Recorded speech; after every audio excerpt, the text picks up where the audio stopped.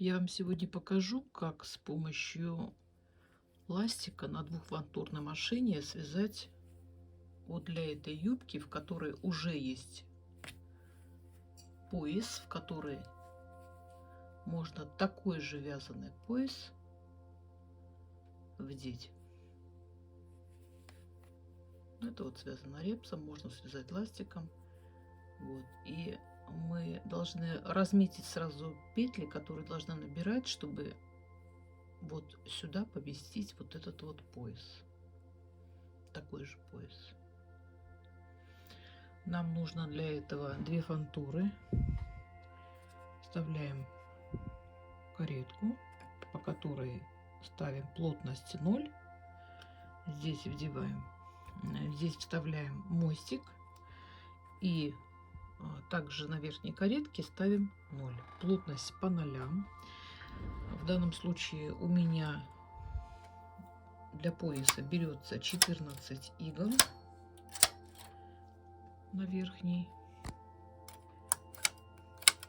И количество такое же на нижней.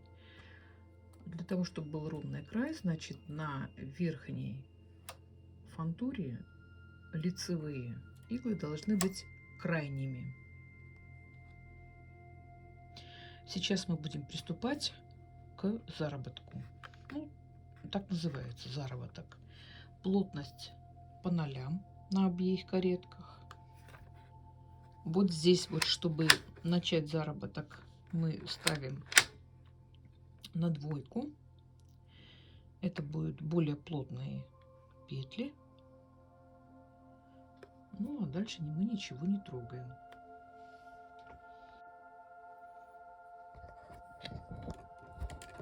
Так, взяли нить. И нам нужно просунуть нить между 2 фантур. Заправить в мостик.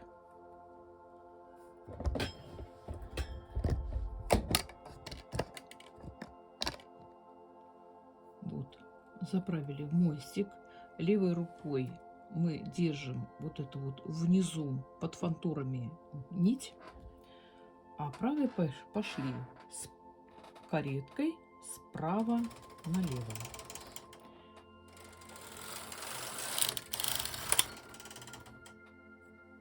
Вот такой вот образовался у нас зигзаг. И вот здесь вот мы должны, перед тем, как начать, сделать на H. У всех разная гребенка. У меня вот есть в данном случае для малого количества игл вот такая вот гребенка маленькая. Значит, мы ее вставляем вниз.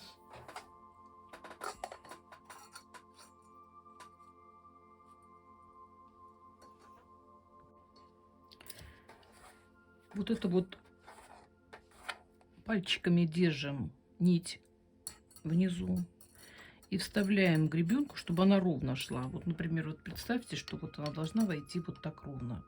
Если мы ее вот так вставим, у нас будет перекос, потому что мы вот здесь вот будем вот в эти дырки вставлять грузики. То есть у нас она должна стоять вот так, одинаково, с одной и с другой стороны, чтобы были вот эти гребни.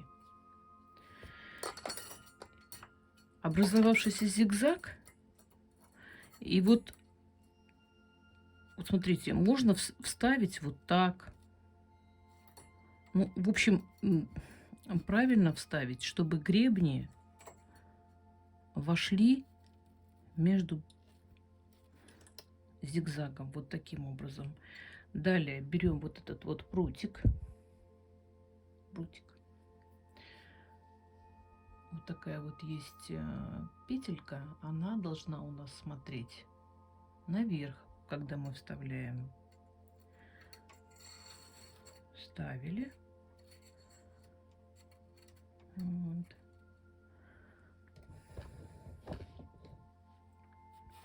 Опустили. Навесили груз внизу. И внизу, когда вы рассматривали свою гребенку, есть скоба.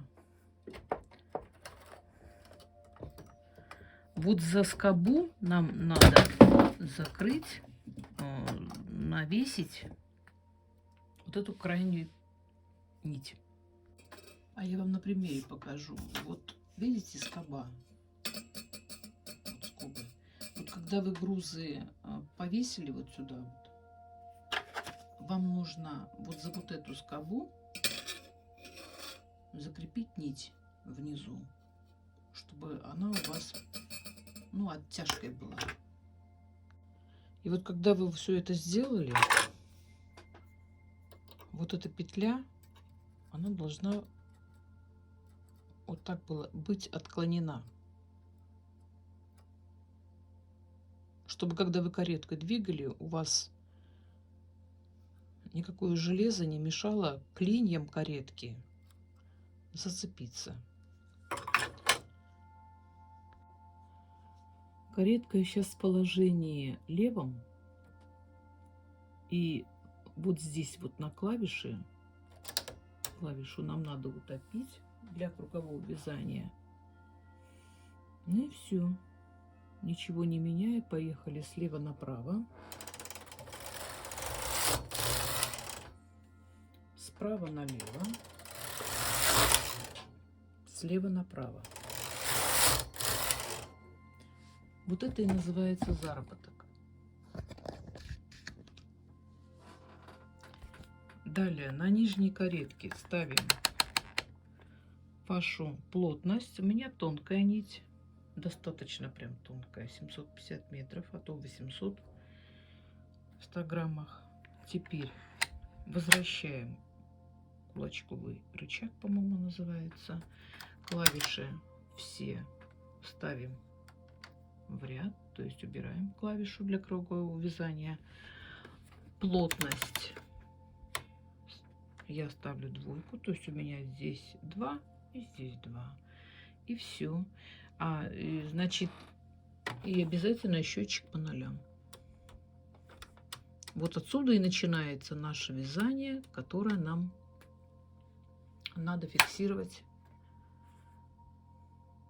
счетчиком. Все, поехали вязать. Сколько нам нужно? Там 100 рядов, 200, 300, 500 рядов и так далее. Это называется ластичное переплетение, либо ластик. А еще обратите внимание, когда вы начинаете спускаться, вы всегда фиксируете, чтобы вот этот груз был на одном уровне 2 гири. Если начнет вот так вот, вот так ходить, вам надо делать оттяжку рукой. Вот здесь вот ручками под низ между фантурами и ручками где-то регулировать. Но баланс должен быть соблюден. И когда вы маленькие детали вот такие вяжете, у вас не всегда возле счетчика проходит каретка. Вот это же фиксирующий, вот этот вот. Вот эта штучка фиксирующая, которая проходит между счетчиком и считывает счетчик. Если у вас, к примеру, короткое какое-то изделие, как вот пояс, да, у вас может быть здесь вы набрали иглы, вот здесь набрали иглы, и когда вы проходите ряды, у вас не всегда щелкает счетчик. И вы потом можете не слышать этого щелчка. Вот.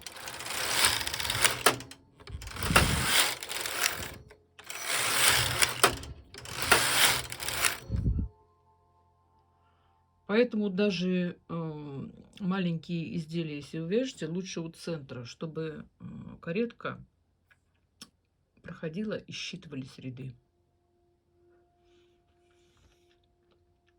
Ну, а вот еще интересный такой один лайфхак. Если, например, ластиком вы вяжете, у вас большое движение, ну, большое полотно набрано. Вот обратите внимание, у вас мостик сейчас стоит для 2 фантур, для второй фантуры. Вот здесь вот не очень-то хорошо закреплена нить. И уезжая кареткой налево, часто выходит, что нить, она вообще выходит. Все, она выходит. И вы можете потерять эту нить, когда она выпрыгнет вот с этого клина. И у вас все окажется на полу. Вот это тоже нужно фиксировать. А вот еще такая деталь, когда вот длинный пояс вяжешь, и вот получается, что у тебя вот уже здесь гири, и они касаются пола. Прежде чем их снимать, должна быть оттяжка же. Я вот сюда вот навесила сначала гребенку, потом сделала баланс, а потом уже убрала гири, чтобы дальше вязать. Мне вот здесь надо провязать 400 рядов. Вот, поэтому если она будет опускаться, вот опустится даже эта гребенка. Ну что ж, сначала сделать новую какую-то гребенку, сделать баланс, а потом уже опускать, ой, убирать вот эту вот штуку.